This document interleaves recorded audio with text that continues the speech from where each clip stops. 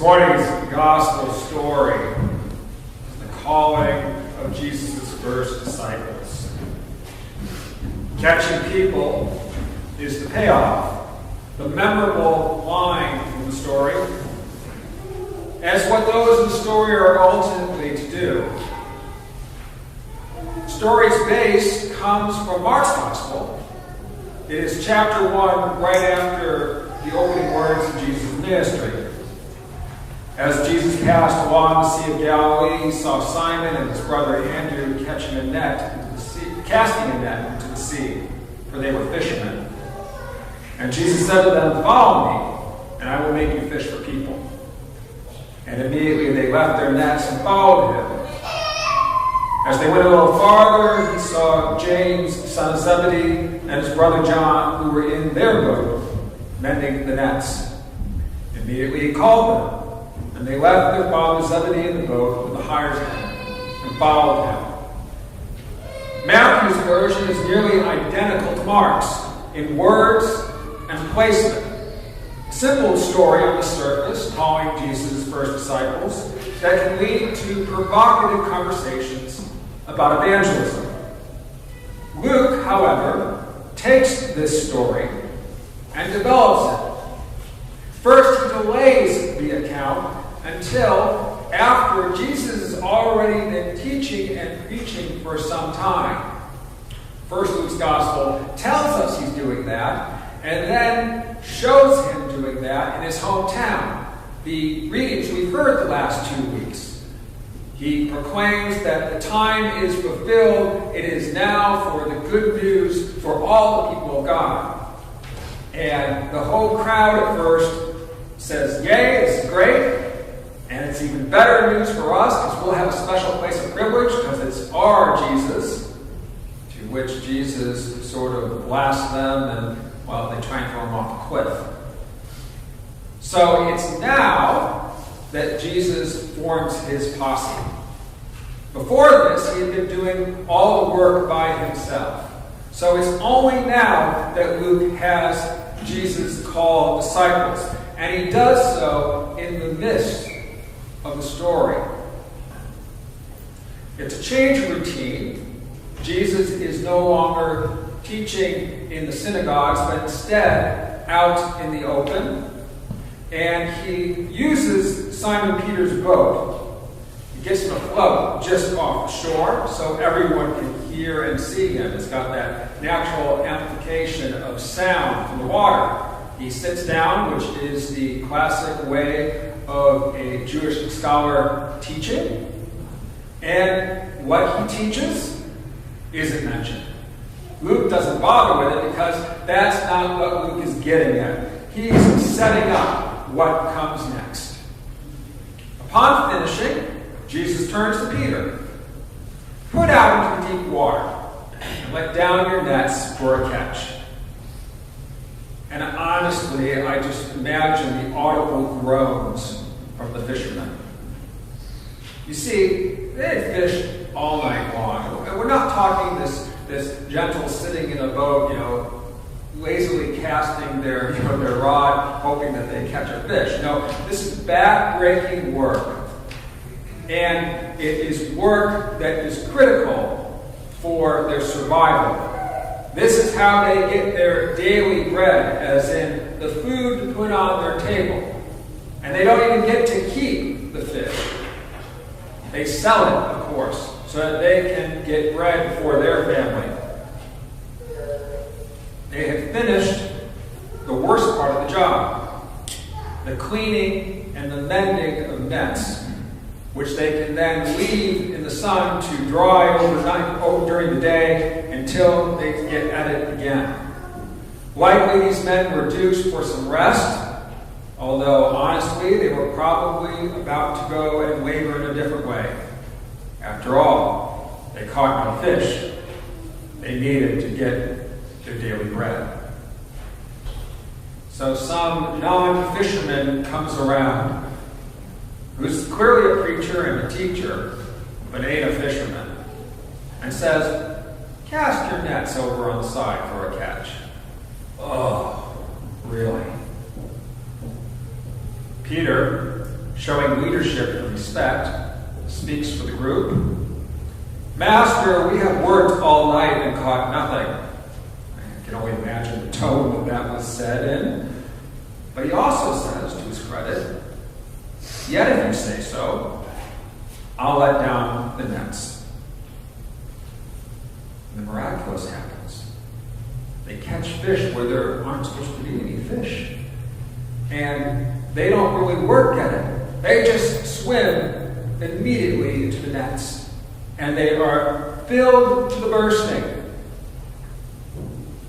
Seeing this happen, something odd, peculiar. Peter gets on his knees and says, "Go away from me, Lord, for I am a sinful man." Now, this response makes no sense until you pull it apart a bit. It's likely that anyone reading the Gospel of Luke is already familiar with Peter, just as we are.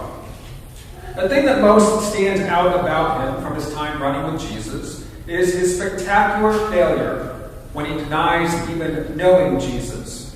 Now, there's other embarrassing moments for Peter than that, but the denials are front and center in the crucifixion story. But the same Peter, however, is the dynamic leader who is fundamental in establishing the early followers of the post-Easter community. Peter's visionary leadership is critical to the book of Acts, the companion volume of Luke's Gospel, and is that Peter who fully welcomes Gentiles into the fellowship of Jesus, the intended audience for Luke's Gospel. Now, here is the Peter challenge. Luke has in a Peter a man who is best known for failing. What sort of man really is Peter? Well, this story establishes it. Luke starts by making Peter the primary one who interacts with Jesus. It's Peter's boat. Jesus addressed Peter, who makes a decision for all the fishermen.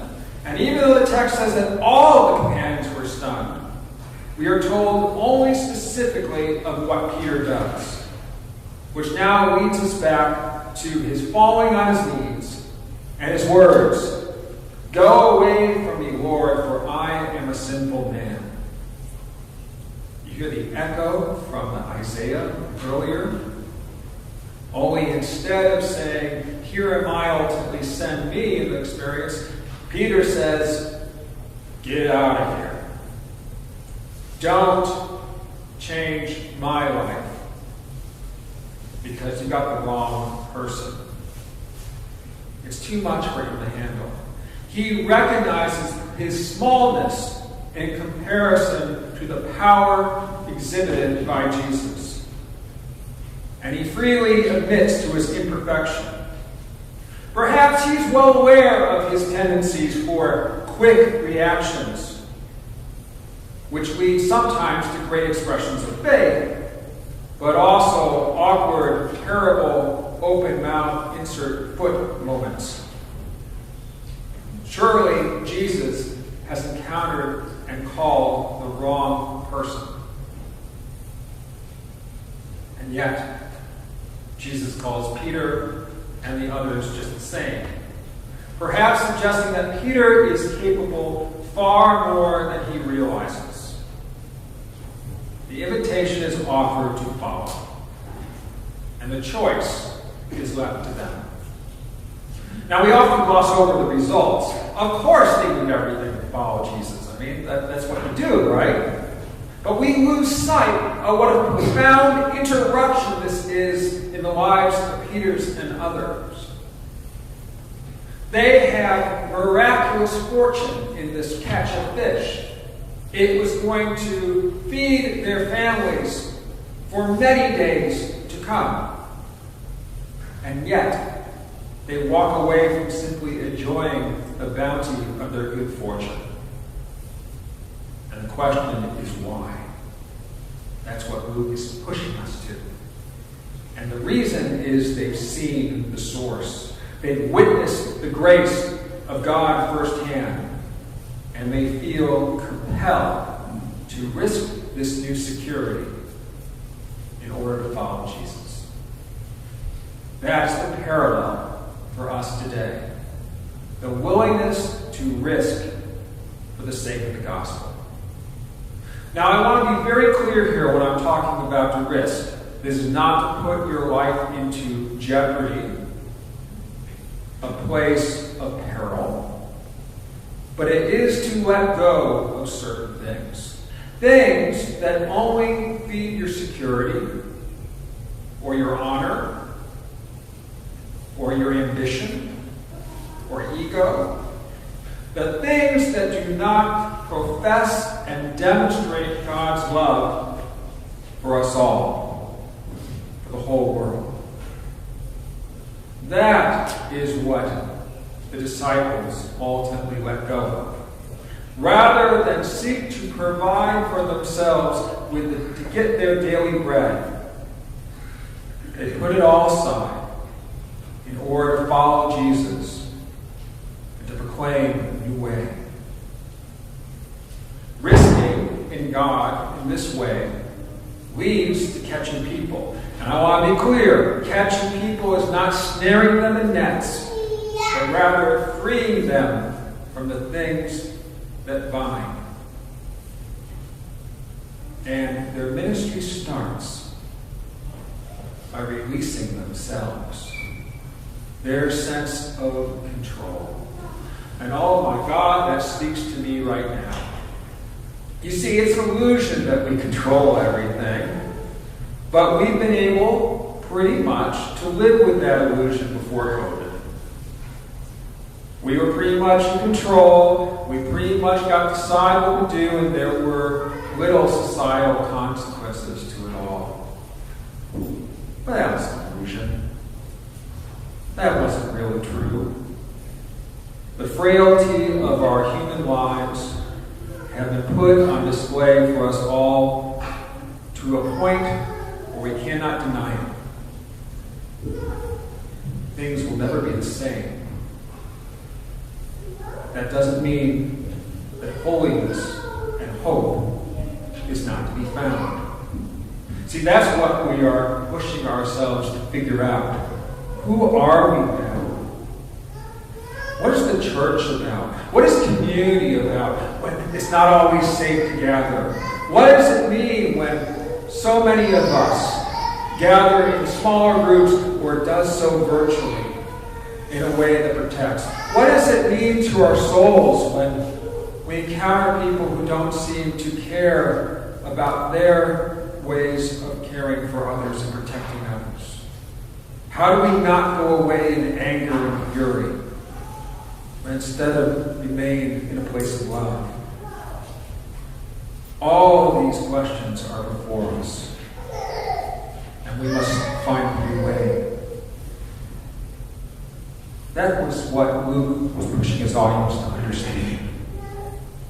To understand that rather than simply seek to control all, to find a new way of caring for us. Thanks be to God.